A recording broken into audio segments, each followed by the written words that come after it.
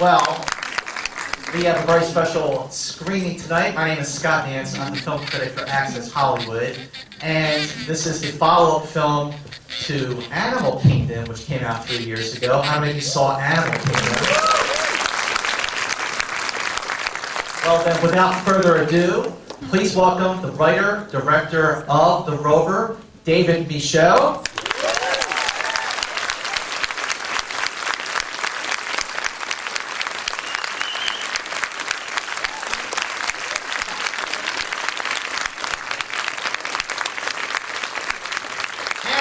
Well, let's just welcome that jolly old chap named Robert Pattinson.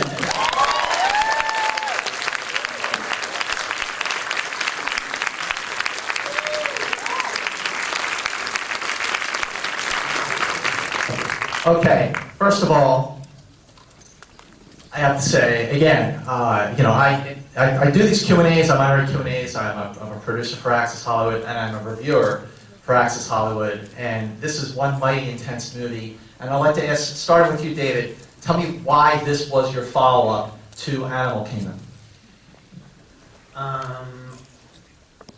Thanks for coming over. I spent quite a lot of time after Animal Kingdom came out, and it felt like my life had turned upside down, trying to work out what to do next. You know, and I felt like I had a lot of stuff to wade through. A lot of, not just projects, but possibilities, different ways of working, blah, blah, blah. Anyway, I came back to, I found myself after like a lot of doing a million meetings and reading a lot of screenplays that I knew I wasn't going to make. Coming back to the idea of really being attracted to the idea of making the Rover, because I knew I wanted to, it would allow me the opportunity to play in a similar sort of tonal world to the world of Animal Kingdom, a kind of brooding menace, but it offered me the opportunity to do something that was very different on a formal level, whereas Animal Kingdom is a big sort of a dense, urban fabric, and almost a kind of slightly heightened social realist crime drama. I just loved how simple and elemental, and almost like a kind of dark, violent fable this movie was, and that it was, instead of that dense fabric, it was just a couple of characters having a really intensely intimate relationship in a vast, empty, hostile landscape. Well, tell me why, I think I read one of the articles out of Cannes, how this story sort of came out of a feeling of frustration, a feeling of anger that you had at the time, and you channeled that into the story.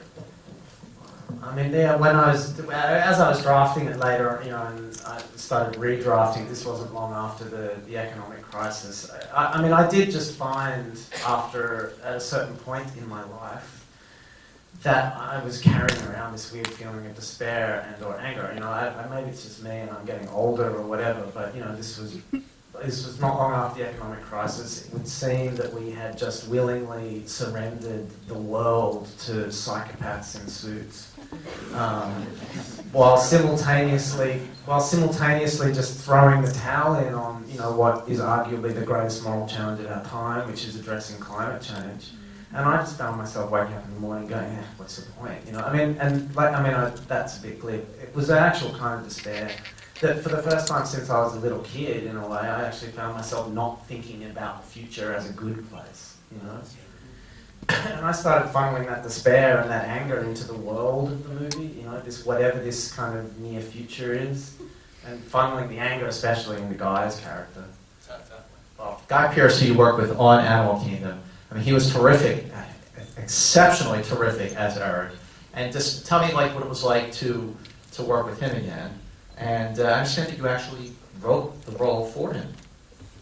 Yeah, I really love working with Guy. He's a really, just as an actor, he's so beautifully, supremely talented. That he offers. He's a pleasure to direct because he offers the director the opportunity to perform the tiniest little microsurgical adjustments on a performance. I never have to feel like I'm painting in broad brush strokes with him. Like, we can get right in there, and I never have to feel like I have to pussyfoot around him either.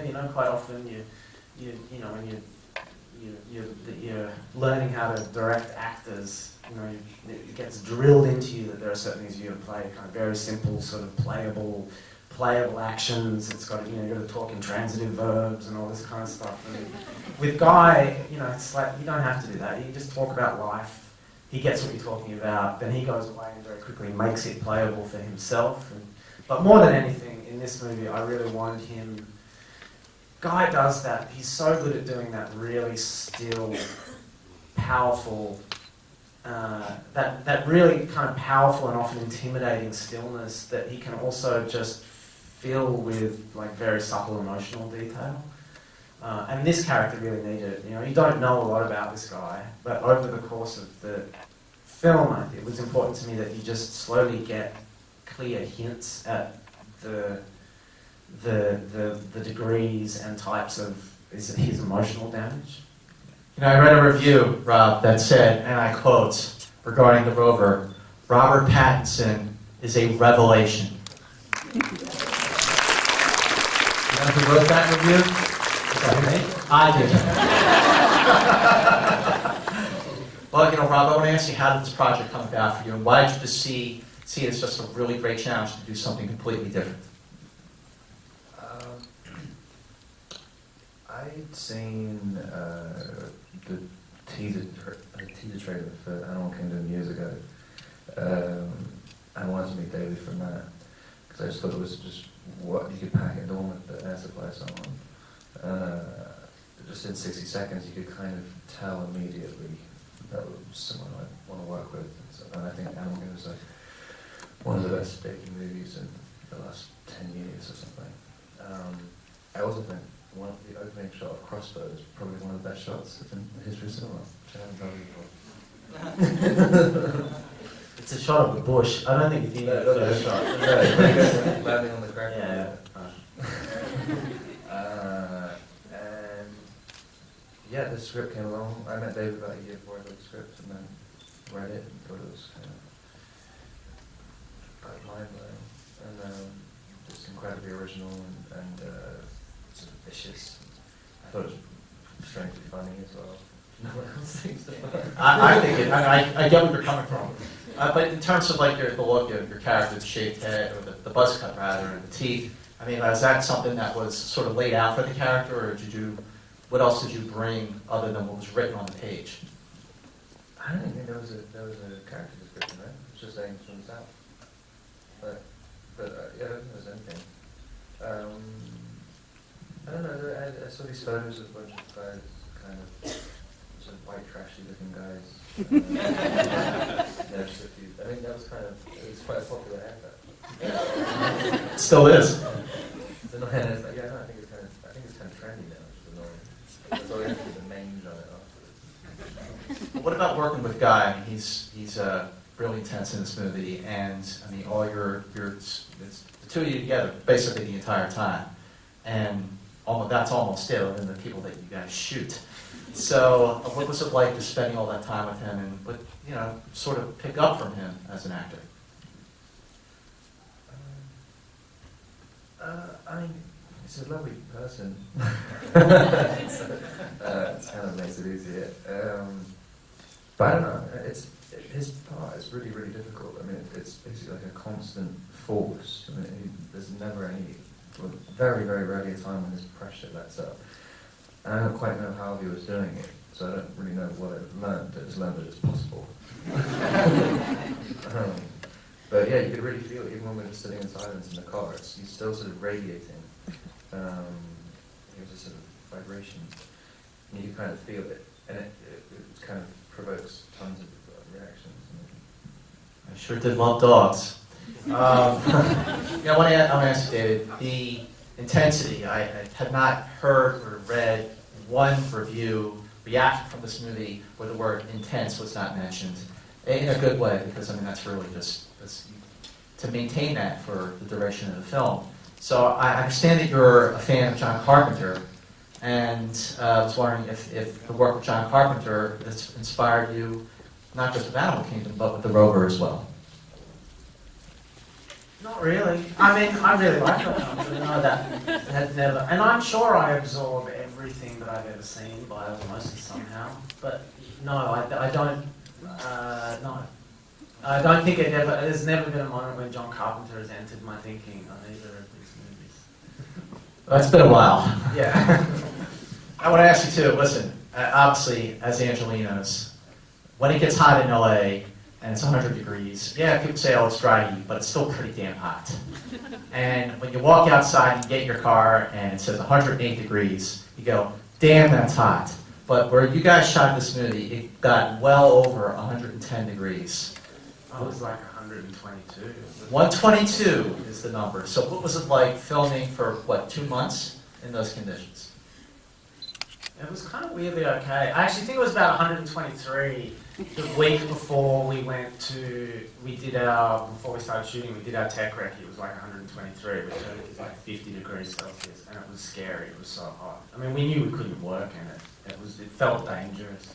But it's amazing what just the drop down, when it drops down to, say 115, 116, it suddenly feels like a cool change. And if you've got water to drink and some shade to stand under, it's okay. It's desert heat, Give me that over humidity any day. And also the flies. I mean, the flies just look like just were relentless, But that really does add to the character. It does add to the vibe, and ultimately it made for a better film, I think. It's like almost like any kind of movie you make under diversity. Out of that diversity and adversity comes a work of art. So, congrats on that. But I also want to ask you just the reactions you've gotten from when the movie premiered in Cannes, and it's really just getting a very strong reaction. And why do you think people are just really taken so much with the movie and they just love it so much? And especially, Rob, I mean, the reviews you've got in particular have been just great, so that's got to be a good feeling for you. Yeah. I mean, annoyingly, you always just tend to seek out the bad ones anyway. The good ones. Your one obviously will stay in my heart for the rest of my life.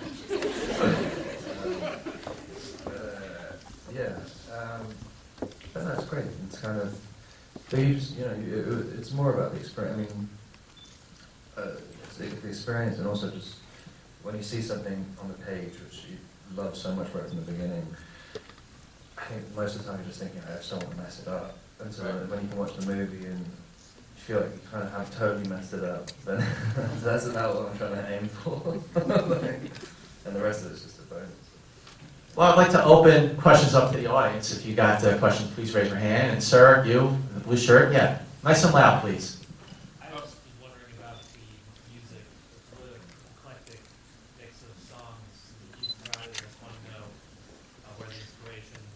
The inspiration for the score and the music, which was very eclectic. Yeah, weird. It was, when I'm writing especially, I start building playlists. I can't write with music playing, but it's just, over however many months I'm writing, I'm just constantly thinking about the world of the movie that I'm inventing, and we'll just be building playlists. And those playlists get really long. And sometimes they even involve me diving down, like I go down sort of 7-hour iTunes rabbit holes, listeners who bought this also like this, and you follow that for like 7 hours, you get to some pretty interesting places. And in the course of that, I discovered some people that I really, really loved, like Colin Stetson, who does all of that strange saxophone stuff in there, or William Basinski, who's this beautiful pianist composer who does these kind of long piano loops that sort of fall apart, and then compositions by a guy named Giacinto Celsi, which is beautiful string stuff, but principally it just feels like metal grating against metal. what I did find was that, because it's setting a movie that's a few decades in the future, I didn't want to have to try and make the soundtrack futuristic. I actually really loved the idea of taking very traditional instruments, but ones that were being performed in very unusual ways, and yeah, that seemed to do the trick. And then Anthony Partos, who I worked with on Animal Kingdom, just sort of gave me some of the connecting tissue. Who's got a question? You, young lady. Nice and loud. Sure. You mentioned dogs, and it just feels kind of dog-centric to me. At the beginning, when Eric, you kind of showed his humanity by, in the end, having the dog, and really wanting the dog, and then the killing of the gun, they told him the gun, he felt like he abused the dog, and then what else? So sitting there with the dogs in the cages, and I read some other things that Ray kind of become his dog's dog, like his puppy dog. Interesting. Question was, did Ray sort of become Eric's lost puppy in a way, right? Yeah, without the dog seeing kind of running. Right. Okay, that's a, wow, you really read into this. I think that's a perfectly reasonable reading of. Good call. Here's what I said. I interviewed these gentlemen this afternoon. I said, wait a minute, so I get why it's called the Rover, but is it also called the Rover because Rover is a common dog name? And they're like, well, yeah. And I'm like, oh, I thought I was onto something here. Who else has a question? Yes, you, Bond.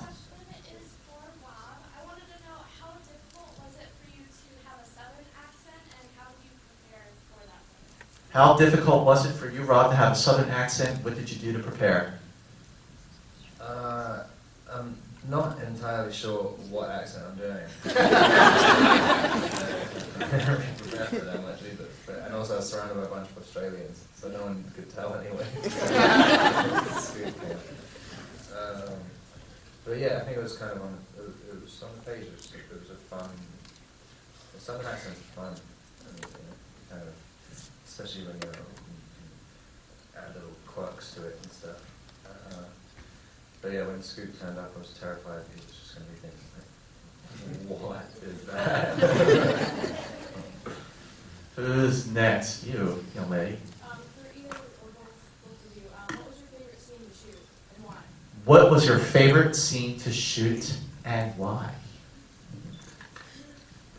For me, it's it's kind of, this is really boring, but for me, it's like the long campfire scene. I mean, that for me is the thrill of making movies. It's just having kind of created two characters, and then you get great actors to bring them to life, and then you have that long night where we just made it work. That for me is thrilling. That's the just massaging performances and watching a thing that has been in gestation for a long time finally come into being. Who is next? You, sir. Nice and loud. You have a lot of long duration takes. You hold the camera for a lot of long shots. Do you do was there a lot of preparation for that, or like how do you just let the camera roll, especially that opening shot with Guy in the car? Like, when do you know what's the starting point, the end point, and when do you feel that shot is complete?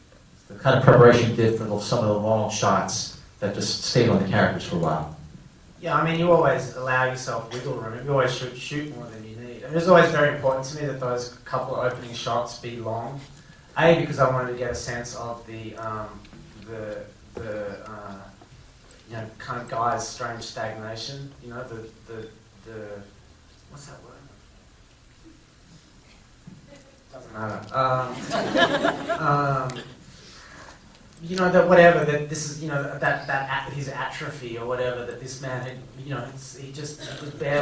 he could barely find reason to move anymore. But I also, to prepare I knew I'm about to give the audience a big car chase. I want to prepare them at the outset. I want them to know that that's not going to be, this isn't going to be a car chase movie. But once that car chase is out of the way, it's going to slow right down.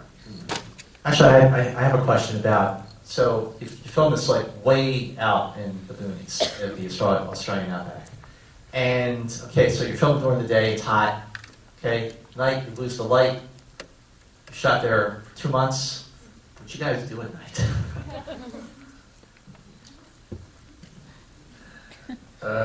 Just looking at stuff. You mentioned today that you saw, I mean, that just looking up in the sky was a big deal. Yeah, 'cause there's no ozone. Seeing stars. It's not, I mean, you're so far from city lights. I totally forgot as well. I didn't get to do this, but our armourer had night vision goggles. And apparently when you're out there and you put night vision goggles on and you look up at the sky, it's like, it's awe-inspiring. I mean, it's like literally just the sky is a blanket of stars. That's worth it right there. Who's next? Yes, you. I have a question for Rob. How long does it take you to learn your lines? Or do you do it with the accent you have in mind? Say that again, I'm sorry? How long does it take you to memorize your lines, and do you do it with the accent already in mind? How long does it take you to memorize your lines? With this, I had an accent, most of the voice quite almost immediately. Really, but yeah, it takes me, as I get older, for some reason, I just can't remember anything. I need to do it in an incredibly OCD way. I have like a very specific way of running them, and I have to run them and run them and run them and run them and run them. It's ridiculous. Thousands of times. Who is next? Got time for a couple more questions. Sir, you? Yes, nice and loud. Did you always know where this story would end, or was that discovered through the writing? You mean with the dog? Or in general? In general, I mean, with the dog, with the two characters kind of forming this bond and then that being separated. I can't remember how it... I know the dog happened really early on in the process, because I knew that at a certain point I knew quite... It became apparent to me that what I was writing was a sort of dark, violent fable, and so in that context it felt entirely reasonable and appropriate that it have a kind of strangely round, sentimental ending. Having said that, you know, that ending with the dog for me is just like it's like a coda or an epilogue. It's not really the conclusion. I never particularly wanted it to feel like a twist or you know, a hard conclusion. I always wanted it just to be a final little piece of Guy's emotional jigsaw puzzle. You know, that this is. So you can go right back to the very first shot of the movie and have some sense as to what he might have been sitting in his car contemplating. But for me, the movie actually technically ends before the dog. It's him looking at a mess he's made, a mess of bodies. Everywhere he goes, he makes a mess, and everywhere he goes, he thinks it somehow. He probably has for a decade thought that mess was somebody else's fault, and for the first time ever, he has that moment of realizing that this is a mess entirely of his creation, and for the first time ever, he cleans it up with a certain reverence and ceremony. Time for one more question. Let's make it a good one. You, right in the front row. No pressure. Which scene was most challenging for you both to film? Which scene was most challenging to film? From the beginning to the ending credits. This is a kind of boring answer, but the car chase is just because it's boring to shoot. I love fooling around with actors and all that kind of stuff. And as soon as you're doing a car chase, you're only doing, maybe on a normal day, if you're moving well, you get somewhere between 12 and 16 shots per day, and as soon as you start shooting a car chase, you're doing 4 shots a day, and it's just so tedious and mechanical. And as soon as your actors are in the car doing anything, having acted anyway, I'm not getting to kind of go and whisper to them and stuff. I'm just screaming at them through a walkie-talkie. Yeah, I mean, it's fun when you finally get to put it all together in an edit room, and then even funner when you get into the world of sound. But when you're actually shooting it, it's just up and down the road, up and down the road, for days and days and days. But a movie like The Rover, we're in the summer season, it's all about superheroes and spaceships.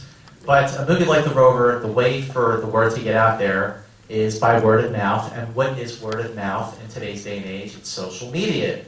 So the movie's in select theaters now. It opens nationwide next weekend. So make sure you get on Facebook, you get on Twitter. I don't know if you're still using MySpace or Friendster, but please do get the word out. Gentlemen, thank you so much for this Q&A, and thank you very much. Hope you enjoyed the movie. Thank you for